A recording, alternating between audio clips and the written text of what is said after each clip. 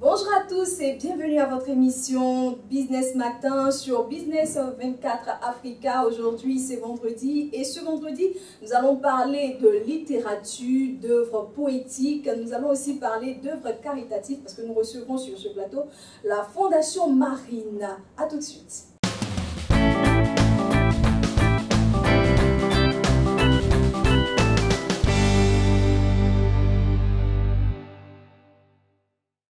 Aujourd'hui, sur mon plateau, je reçois deux personnes qui viennent nous entretenir de leurs activités et d'une œuvre littéraire. Il s'agit premièrement de Guigui Drogba. Il est poète. Il est l'auteur du livre, bien de l'œuvre poétique, pour être plus précise, Le Cri du Martyr. Bonjour, monsieur Drogba. Bonjour Irène. Bienvenue sur notre plateau. Merci beaucoup. Et la deuxième personne sur mon plateau ici est présidente d'une fondation qui vient s'installer ou bien qui s'est installée récemment en Côte d'Ivoire, qui existait depuis longtemps. Il s'agit de la Fondation Marine, précisément de Marine Fondation. Madame Kourawatara, bonjour. Bonjour Irène. Et bienvenue sur notre plateau. Alors je commence avec Guigui Drogba. Vous êtes poète. Il ne faudrait pas que je me perde parce que pendant l'entretien, la préparation de cette émission, il y a des thèmes techniques, je me perdais un peu. Alors j'essaierai de ne pas me perdre et si je me perds, vous allez me rattraper. Donc vous êtes l'auteur de l'œuvre poétique Le Cri du Martyr. Une œuvre poétique, je veux dire, le poème est différent de la poésie. Merci pour la question. Évidemment, il y a une différence entre le poème et la poésie. La poésie, c'est le genre littéraire qui porte le poème. Ok. C'est tout. Hein. Oui, c'est une définition aussi simple. Aussi simple. La poésie est le genre littéraire qui porte le poème. Et le poème, c'est ce qu'on écrit, les vers. Le poème, c'est un agencement de vers. Et à l'intérieur du poème, il y a, évidemment, comme je viens de le dire, il y a des vers. Mais les vers se retrouvent à l'intérieur de ce qu'on appelle les strophes. Et moi, généralement, quand j'écris, je vais jusqu'à 3 strophes. Et les strophes sont séparées par des lignes blanches. Vous êtes professeur de philosophie et vous avez aussi un diplôme en marketing. Oui. D'où vient la passion? Parce que c'est différent. Poème, poésie, c'est différent de marketing, c'est différent de philosophie. D'où vient la passion? Oui, d'abord, je suis un esprit curieux. J'enseignais déjà la philosophie pendant 7 ans au lycée classique d'Abidjan. Lorsque j'ai choisi de faire des études en commerce international et marketing appliqué. Et je suis allé jusqu'au bout, j'ai eu un diplôme d'ingénieur commercial que j'ai obtenu en 2007. Et bien avant déjà, je m'intéressais à la littérature écrite, donc à la poésie. Mais non seulement à la poésie, je m'intéressais aussi à la peinture.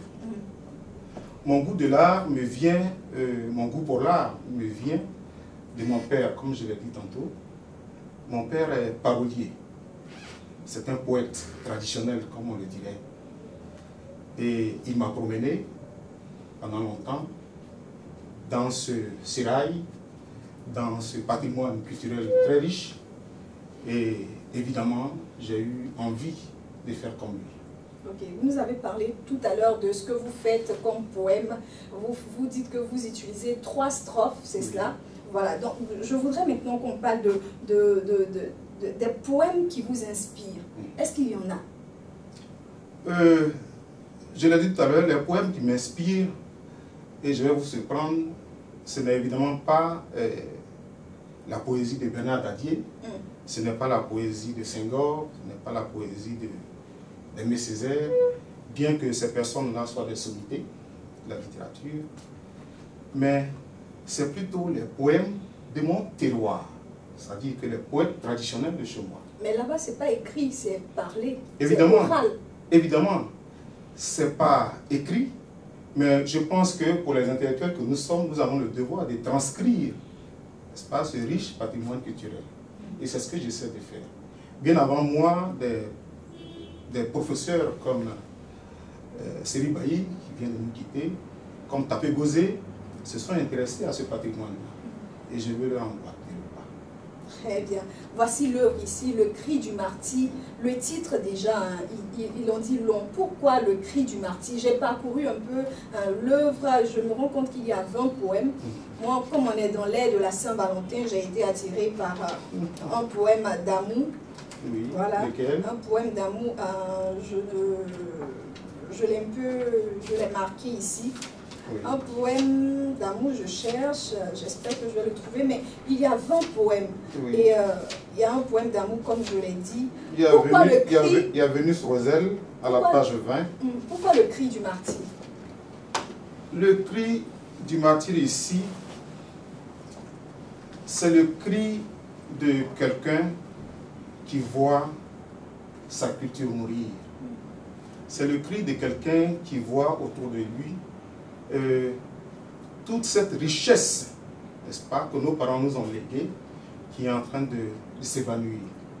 Et donc, le cri du martyr, c'est d'abord ça. C'est d'abord un cri qui s'inscrit dans une révolte, dans la révolte de quelqu'un qui voit, n'est-ce pas, son patrimoine culturel, la sagesse de nos ancêtres mourir. Et c'est ça, d'abord, mon cri. De là, le cri peut avoir d'autres retentissements. Il peut être un cri politique, il peut être un cri d'une autre nature, mais c'est d'abord ça, le cri du martyr. Très bien. J'ai retrouvé le poème dont je vous parlais, c'est à la page 22, il est intitulé « L'amour libellule ». Oui. Et je vais lire un peu ce que vous dites ici. « Si mon amour pour toi était un battement d'aile, la libellule serait son modèle. Sur les temps de mon amour, mes ailes de libellule battraient 100 fois. » Ça, c'est une déclaration d'amour. Oui, bien évidemment. À qui? Ben, je pense que chacun peut s'approprier le poème. Et c'est même un plaisir que ça me fait de savoir que vous avez tous vu ce poème. Il est bien visible dans le recueil. C'est une manifestation d'amour, c'est une déclaration d'amour vis-à-vis de mon épouse, par exemple. Pourquoi ne pas le dire? Et puis vis-à-vis de mes filles, vis-à-vis de tout, même de ma mère qui n'est plus. Et donc, c'est ma façon de rendre hommage à la femme. Est-ce que c'est le poème qui a retenu mon attention de toute cette œuvre poétique? Quel est le poème qui vous représente le mieux, qui vous exprime le mieux? Il y a deux poèmes. Il y a le premier poème qui s'intitule « Poème mon médium ». Il y a de la personnification ici, parce que le poème ici dont je parle, c'est en fait mon père. C'est lui qui est le médium. Okay. Parce que j'ai le sentiment que de façon spirituelle, sans qu'il ne me l'ait dit de son vivant, je sais qu'il me demande de faire la poésie. J'ai cette conviction. Voilà. Qu'est-ce qui rend votre œuvre différente des autres et aussi originale? L'originalité de mon œuvre, et je l'ai dit tout à l'heure, il y a des célébrités aujourd'hui en matière d'écriture poétique en Afrique. Alain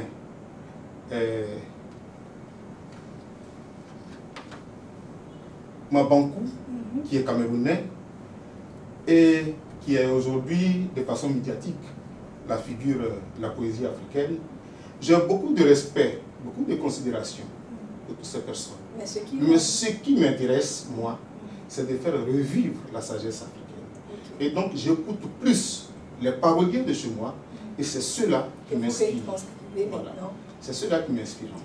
Ok, très bien. Quel regard, dernière question hein, vraiment, quel regard vous portez sur la littérature en Côte d'Ivoire en général? Bon, la littérature est vivante. Elle est vivante, mais pour circonscrire les choses, la décadence que j'observe aujourd'hui dans la société, la décadence morale que j'observe dans la société, cette décadence-là, n'est-ce pas, elle peut trouver une solution dans la sagesse africaine que nos parents nous ont léguée. Et je regarde véritablement cette sagesse et je sais que c'est un gisement qui peut nous aider à aller de l'avant. Vous savez, on a parlé dans notre entretien d'académie des ancêtres. Chaque peuple a son académie. Les Chinois ont leur académie. Les Japonais ont leur académie. En Malaisie, il y a des académies. Ce que je nomme académie ici, ce sont les valeurs culturelles des peuples. Okay. Et nous avons besoin de nous approprier nos valeurs. C'est avec nos valeurs que nous ferons notre développement. Très bien. Pas autrement. Très bien. On va s'arrêter aujourd'hui sur cette parole. C'est avec nos valeurs que nous ferons notre développement.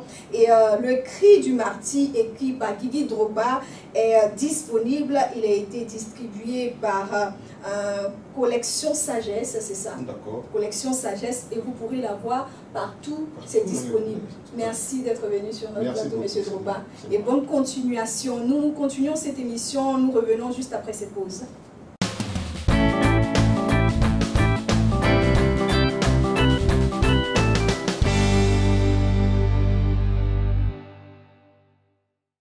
Alors notre second invité pour ce plateau aujourd'hui, nous le rappelons, est Marine Fondation, précisément la présidente de l'ONG Marine Fondation, Madame Koura Ouattara. Mais avant, nous recevions sur le plateau, dans notre première partie, Monsieur Guigui Drogba, qui est auteur de l'œuvre Le Cri du Martyr. Alors Madame Koura Ouattara, il ne faudrait pas se tromper, c'est la fondation qui est Marine.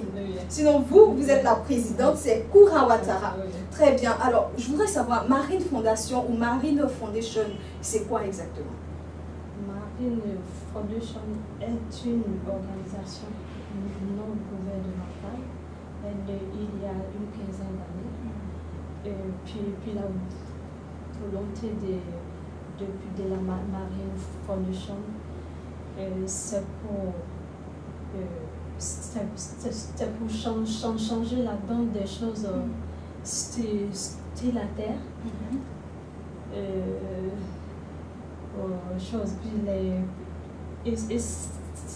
Cette idée est née par un enfant de 5 ans, inspiré par un enfant de 5 ans, le concept de l'eau, source de vie, qui fait de la Marine Foundation une plateforme qui s'élève le vent de la mer et le lien puis de vie. Très bien. Marine Fondation, il faut le dire, est née pas en Côte d'Ivoire. Non, elle est née au Japon. Au Japon, il y a une quinzaine d'années. Oui. Très bien. Pourquoi on vient maintenant en Côte d'Ivoire? On vient maintenant en Côte d'Ivoire, c'est parce que c'est maintenant que la Marine Foundation a commencé à travailler maintenant dans le monde entier. Ok, donc pendant les 15 années précédentes où c'était au Japon, c'est seulement sur le territoire japonais? Au Japon, en Suisse, au Japon et en Suisse. Et maintenant, ça se déporte en Afrique. La première base en Afrique, c'est en Côte d'Ivoire. Yeah. Très bien. Alors, je rappelle que nous sommes en entretien maintenant dans cette deuxième partie de l'émission avec Madame Koura Ouattara, présidente de l'ONG Marine Fondation ou Marine Foundation Côte d'Ivoire. Quelle est la vision de cette ONG? La vision de Marine Foundation de faire de ce monde un espace qui protège la vie et fait régner la fraternité, la solidarité, l'équité et la paix durable. Quels sont vos champs d'action? Je vais dire, quelles sont vos missions? Notre mission de Marine Foundation, c'est pour donner une éducation à tous les enfants, quel que soit leur puis leur rang social. Les enfants seulement, la première cible sont les enfants. Et la deuxième cible, c'est les jeunes adultes. Les jeunes adultes, de quel âge? Parce que quand on dit jeunes adultes en Côte d'Ivoire, ici, nous sommes d'un pays africain. Je peux dire de 5 ans, de 5 ans jusqu'à 16 ans à 18 ans. C'est ça que vous appelez jeunes adultes. Sinon, chez nous, ici, jeunes adultes, ça va jusqu'à 40 ans. C'est pour dire qu'on n'a pas les mêmes réalités. Donc, revoyez un peu. Hein? Je ne sais pas quelle étude vous avez fait. Bon, moi, c'est un vœu. Hein? Voilà. Les jeunes adultes chez nous ici, ça va jusqu'à 40 ans. Voilà, donc essayez de revoir un peu. Ça, c'était mourir en griffe.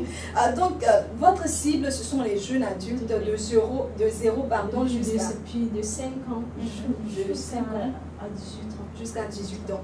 Et qu'est-ce que vous leur apportez comme appui? C'est vrai que vous œuvrez pour une meilleure condition de vie, mais ces personnes-là, très souvent, sont sous la tutelle de leurs parents. Qu'est-ce que vous apportez concrètement comme appui? Le suivi, concrètement, c'est quoi?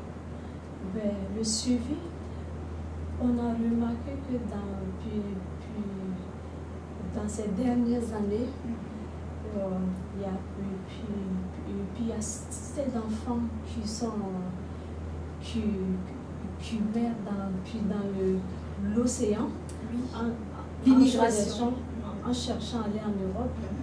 Mais moi, je me dis que c'est peut-être que c'est manque de choses, manque de formation, puisque je me dis que si ces enfants sont allés à l'école, que ces enfants ont eu une bonne formation, je me dis que puis ils n'ont pas besoin de vouloir sortir du pays.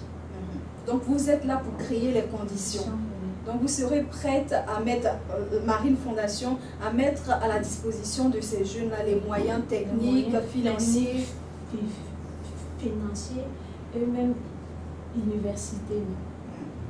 Comment on fait pour entrer en contact avec vous? Et d'abord, avant de répondre à cette question, quels sont les critères de sélection de ces jeunes adultes, comme vous les appelez? Il n'y a pas de critères. On peut venir là à votre siège, se présenter, dire qu'on a tel âge, notre âge est compris de 0 à 18 ans, on voudrait un financement pour telle ou telle activité, partir à l'école et on est financé. C'est ça? Oui, mais d'abord, il va avoir d'abord un suivi d'abord pour voir si vraiment la personne qui est en face de nous dit la vérité. S'il nous dit la vérité ou pas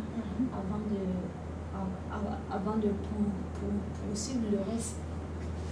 Votre champ d'action pour cette année 2019, s'élargit, doit toucher combien de personnes? Vous êtes prêts dans le budget de cette année? C'est combien de personnes qui seront prises en charge? Non, c'est maintenant que la Marine Foundation vient s'installer en Côte d'Ivoire. Ok. On vient pour s'installer maintenant. Et le lancement officiel puis des activités Marine Foundation se fait le 20. Ok. Chose en février. Okay. Pour le lancement des activités en Côte d'Ivoire. Pour le moment, nous ne sommes pas encore installés. Très bien. Donc vous vous installez officiellement en Côte d'Ivoire après le 20, après le lancement. Et le siège, c'est où? Parce que je suis sûre que tous ceux qui nous regardent sont forcément intéressés. Le siège de Marine Fondation, c'est où? Le siège provisoire est aux deux plateaux. 7e tranche sur cité Bellefleur 3. Ok, donc là, on affiche les numéros. On affiche les numéros de Marine Fondation pour les parents. Ça, c'est les parents qui souhaiteraient accompagner leurs enfants qui sont en manque de biens matériels ou bien de suivi peuvent appeler ces numéros-là. Les numéros de Marine Fondation s'affichent au bas de l'écran. Je voudrais maintenant, Madame Koura, vous donner la possibilité de lancer un dernier appel à l'endroit de toute votre cible, de toute la population qui nous écoute. Je fais appel à toute la la Côte d'Ivoire le 20 février à 15h à l'hôtel district d'Abidjan. Vous ne connaissez pas trop bien. Il y a longtemps.